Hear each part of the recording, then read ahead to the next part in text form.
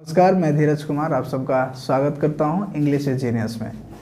प्यारे बच्चों, पिछले वीडियोस में हम लोगों ने वाज वेयर का इस्तेमाल पढ़ा और अभी हम लोग जा रहे हैं डू डज डिड का इस्तेमाल पढ़ने के लिए। इससे पहले हैज, हैव और हैड का भी इस्तेमाल हम लोगों ने काफ़ी अच्छे से समझ लिया है। तो आइए आज डू, डज और डिड का इस्तेमाल पढ़ने जा रहे हैं। Uses of do, does and did. पिछले वीडियोज़ को यदि आपने देखा होगा तो आपको पता है कि जैसे हैज और हैव प्रेजेंट में था और हैड जो था वह पास्ट में था। जैसे इज, एम, आर प्रेजेंट में होता है, वाज, वर पास्ट में होता है। ठीक उसी प्रकार डू और डज को प्रेजेंट फॉर्म में इस्तेमाल किया जाता है, यानी कि प्रेजेंट टाइम को शो करने के लिए इस्तेमाल किया जाता है। और डिड का इस्तेमाल जो है वह पास्ट फॉर्म के इस्तेमाल किया जाता है, यानी कि पास्ट में इस्तेमाल किया जाता है। इस चीज़ को आप पहले से भी जानते हैं और अभी भी आप जाने तो ज़्यादा बेहतर होगा। अब इसके इस्तेमाल की बात किया जाए, डू और डज का इस्तेमाल, तो सबसे प्रथम इसका इस्तेमाल है डू और डज का। सबसे पहले हम लोग यही पढ़ेंगे, डू और डज का इस्तेमाल। डू और डज सबसे फर्स्ट। अच्छा, इससे पहले हमें ये जानना होगा कि कौन कौन सब्जेक्ट रहेगा तो डू लगता है और कौन कौन सब्जेक्ट रहेगा तो उसके साथ डज लगता है।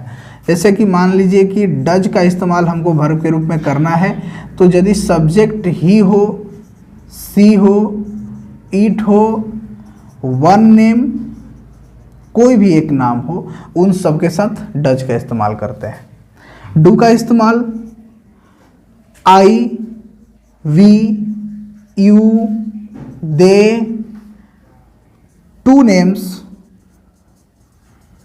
And more than two names, यानी कि दो या दो से ज्यादा नाम हो, आई हो, वी हो, यू हो, दे हो, तो इन सब के साथ डू का इस्तेमाल करते हैं। ही, सी, इट और कोई एक नाम हो तो डज का इस्तेमाल करते हैं। तो सबसे पहला इसका इस्तेमाल है it is used. It is used in present indefinite. Present indefinite tense में इसका इस्तेमाल होता है। अब बोलिए प्रेजेंट इंडेफिनिट टेंस का स्ट्रक्चर क्या होता है? यदि हमें निगेटिव स्ट्रक्चर का इस्तेमाल किया जाए तो सब्जेक्ट प्लस डू और does plus not plus V1 plus object होता है। जैसे कि कोई बच्चा कह रहा है कि वह आम खाता है, वह आम नहीं खाता है, वह आम नहीं खाता है, तो यहां पर सब्जेक्ट क्या है प्यारे बच्चों? ही है। ही के साथ क्या लगेगा? डू लगेगा या डज लगेगा? तो ही के साथ डज लगेगा।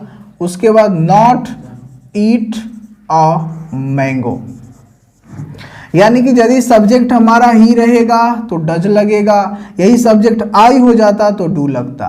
और इसका इस्तेमाल प्रेजेंट इंडेफिनिट टेंस में किया जाता है। डू का इस्तेमाल, डू और डज दोनों का, singular subject does, plural subject do इस्तेमाल होता है।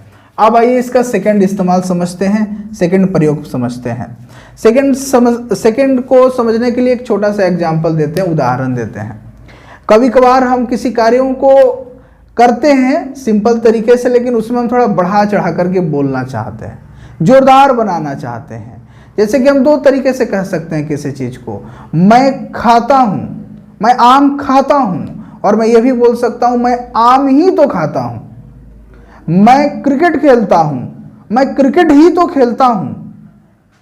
यदि हमसे कोई पूछेगा कि आप इंग्लिश पढ़ाते हैं, हम क्या बोलेंगे? हम इंग्लिश ही तो पढ़ाते हैं।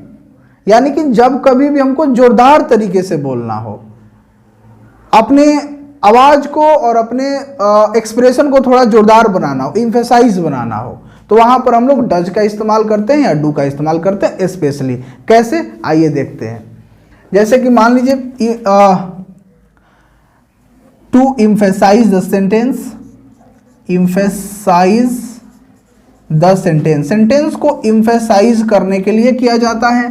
जैसे कह रहा है कि मैं क्रिकेट ही तो खेलता हूं, मैं क्रिकेट ही तो खेलता हूं, तो इसमें स्पेशली डू या डज का इस्तेमाल होता है। I do play cricket, I do play cricket यदि कोई कह रहा है यानी कि वह जोरदार तरीके से बोलना चाह रहा है, वह थोड़ा मजबूत तरीके से बोलना चाह रहा है। जैसे कि वह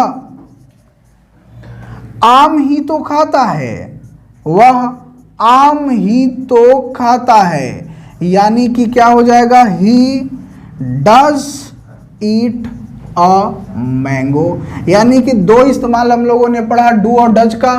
पहला हो गया प्रेजेंट इंडिफिनिट टेंस में इस्तेमाल करते हैं निगेटिव स्ट्रक्चर में। किसमें? निगेटिव स्ट्रक्चर में इसका इस्तेमाल किया जाता है प्यारे बच्चों। और दूसरा हम लोगों ने पढ़ा यदि सेंटेंस को एम्फेसाइज करना चाहते हैं, सेंटेंस को मजबूत बनाना चाहते हैं, तो वहां पर भी हम लोग डू और डज का इस्तेमाल कर सकते हैं। अब यही इसका दो इस्तेमाल है। अब आइए हम लोग डीड का इस्तेमाल समझते हैं। यदि जिन्हें नोट करना है आप कर सकते हैं, स्क्रीनशॉट ले सकते हैं, पीछे जाकर के लिख सकते हैं। अब आइए आगे बढ़ते हैं। डू और डज के बाद हम लोग डीड का इस्तेमाल पढ़ेंगे।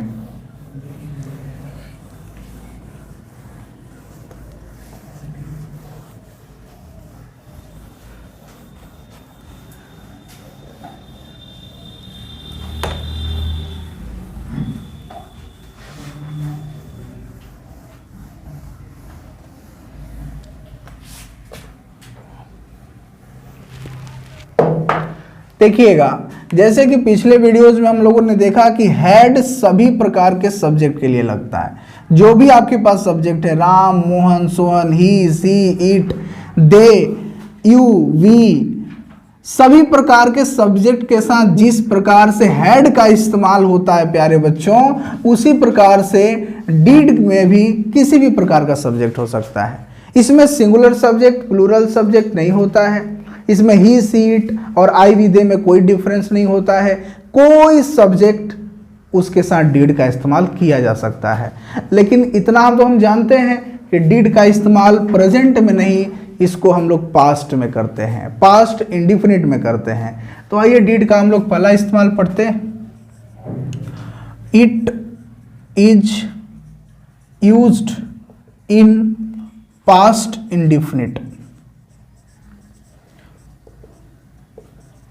खासतौर पर निगेटिव स्ट्रक्चर में इसका इस्तेमाल किया जाता है। स्ट्रक्चर होता है subject plus did plus not plus V1 plus object. जैसे कि कोई है, मैंने आम नहीं खाया, मैंने आम नहीं खाया। प्यारे बच्चों, तो यहां पर मैंने का इंग्लिश हो जाएगा आई, और आई रहे सब्जेक्ट, चाहे कोई भी सब्जेक्ट रहे, उसके साथ लगेगा क्या? डीड लगेगा। I did not eat a mango. यानी कि पास्ट इंडिफिनिट के निगेटिव स्ट्रक्चर में डीड का इस्तेमाल होता है, इकलौता इस्तेमाल। अब आइए सेकंड इसका इस्तेमाल पढ़ते हैं। सेकंड इस्तेमाल सेंटेंस को एम्फसाइज करने के लिए करते हैं। एम्फसाइज करने के लिए, एम्फसाइज सेंटेंस। अब जैसे कि आपसे कोई पूछेगा कि बचपन की बातें आपसे कोई करेगा कि आप बचपन में क्या करते थे। अच्छा, बचपन में आप गिल्ली डंडा खेलते थे, तो कहेगा कि बचपन में गिल्ली डंडा ही खेलते थे। पटना में आप पढ़ते भी थे। अरे पटना में पढ़ते ही थे और कुछ नहीं करते थे। जब हम कहीं पर सफाई देने का काम करते हैं तो हम लोग इसका इस्तेमाल करते हैं। जब हम अपने पुराने समय के बातों को जोरदार तरीके से प्रेजेंट करने का प्रयास करते हैं तो हम करते हैं। आप स्कूल में भी पढ़ाते थे, मैं स्कूल में ही पढ़ाता था। आप दूध पीते थे, मैं दूध ही पीता था।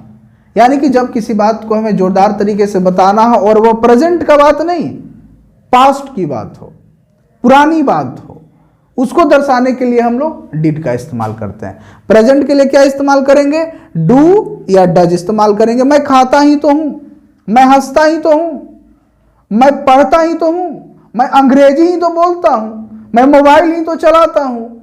लेकिन मैं मोबाइल ही तो चलाता था, मैं हंसता ही तो था, मैं रोता ही तो था, मैं पढ़ाता ही तो था। तो जहां पर था लग गया वहां पर डिड का इस्तेमाल होगा, और है तो डू और डज का इस्तेमाल किया जाएगा। जैसे मैं आपके लिए एक सेंटेंस लिखता हूं, मैं अंग्रेजी ही तो पढ़ता था, मैं अंग्रेजी ही तो पढ़ता था। तो यहां पर हम क्या बनाएंगे? I did read English, I did read English, मैं अंग्रेजी ही तो पढ़ता था। वह खाना ही तो खाता था, ही डिड ईट फूड। वह हंसता ही तो था, ही डिड लाफ। और एक एक्स्ट्रा नॉलेज वो क्या है कि याद रखिएगा प्यारे बच्चों, लास्ट में जो यहां तक वीडियो को देखते आए हैं उनको मैं एक छोटा सा फायदा पहुंचाना चाहता हूं। जो लोग वीडियो को पहले ही छोड़ चुके हैं उनके लिए तो यह शायद लाभदायक ना हो, लेकिन जो लोग यहां तक पहुंचे हुए हैं उनको मैं अब बताना चाहता हूं कि डू, डज और डिड के बाद हमेशा और हमेशा वर्ब का फर्स्ट फॉर्म लगता है। कभी भी डू प्लेड नहीं होगा, डू प्ले होगा। डज ईटन नहीं होगा, डज ईट होगा। कभी भी डिड ईटन नहीं होगा, डिड ईट होगा। तो इन तीनों के बाद हमेशा और हमेशा वर्ब का फर्स्ट फॉर्म लगता है। अब आप लोगों ने पिछले वीडियोस में पढ़ा होगा हैज, हैव और हैड, ये यदि कहीं पर आ गए तो उनके बाद हमेशा और हमेशा थर्ड फॉर्म ही होगा। आई हैव प्ले नहीं होगा, आई हैव प्लेड होगा। ही हैड इट नहीं होगा, ही हैड इटेन होगा। उसके अलावा इज, एम, आर के बाद या तो वर्ब 4 आता है या तो वर्ब 3 आता है। यह ध्यान रखना है। इज, एम, आर के बाद इसमें हम लोग वाज वेयर भी जोड़ लिया जाए तो ज्यादा बेहतर होगा। वाज वर, इसके बाद या तो V4 या तो V3 आता है। इसके अलावा कोई दूसरा वर्ब नहीं आएगा। जैसे कि देखा जाए I am playing, I am played, मुझे खिलाया जाता है। तो यदि हम पैसिव सेंटेंस लिखेंगे तो इन सब के बाद V3 इस्तेमाल करते हैं, और यदि हम सिंपल सेंटेंस लिखेंगे तो इन सभी वर्ब के बाद V4 का इस्तेमाल करते हैं। एक चुनिंदा इस्तेमाल है, बेहतरीन इस्तेमाल है। जिस बच्चा को ये इस्तेमाल होगा वह कभी सेंटेंस में गलती नहीं करेगा। वह किसी प्रकार के पैसेज को लिखेगा, कंप्रिहेंसिव चीज़ों को लिखेगा, डिस्क्रिप्टिव पेपर्स को लिखेगा, ग्रामेटिकल रॉन्ग यहाँ नहीं करेगा। क्योंकि बहुत बच्चों को मैं देखता हूं कि वो लिखते हैं आई एम प्ले, मैं खेलता हूं। आई एम के बाद कभी V1 आता है क्या? गलत हो जाएगा। आई एम के बाद या तो V4 आएगा या तो V3 आएगा। हैज, हैव, हैड के बाद हमेशा और हमेशा लिख के ले लेना है कि V3 आएगा। डू, डज, डिड के बाद हमेशा और हमेशा V1 आएगा। कमाल का इस्तेमाल था, इसे जरूर आप इस्तेमाल करिएगा, अपने नोटबुक में लिखिएगा इसको, और जब कभी भी आप सेंटेंस को लिखिएगा तो इसका ध्यान आप अवश्य रखिएगा। उम्मीद करते हैं कि वीडियो आपको बहुत अच्छा लगा होगा, और अच्छा लगा हो तो इस चैनल को सब्सक्राइब कर लीजिए ताकि हम लोग 1000 सब्सक्राइबर पा सकें और लाइव क्लासेस शुरू कर सकें। Thank you so much.